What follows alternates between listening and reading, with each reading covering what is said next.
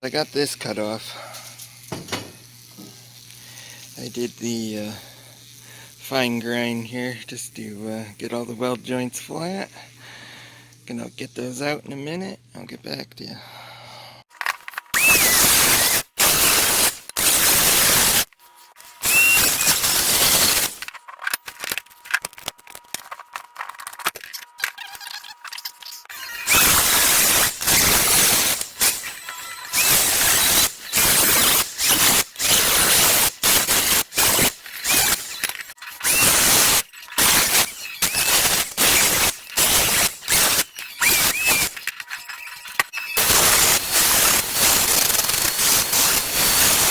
Alright, so here's where we go. I've got all the stuff off this cleaned off.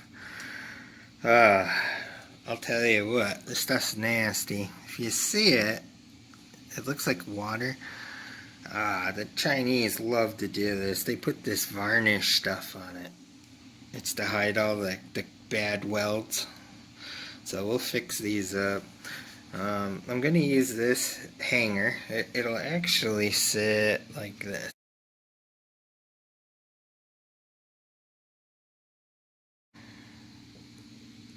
So I'm going to use this hanger, and I'm actually going to use my seat tube. I'm going to put a clamp on it and run like a bar kind of thing off of it to a rubber bushing on this to hold it. And then this is the front. I've got that all lined up, ready to be tacked.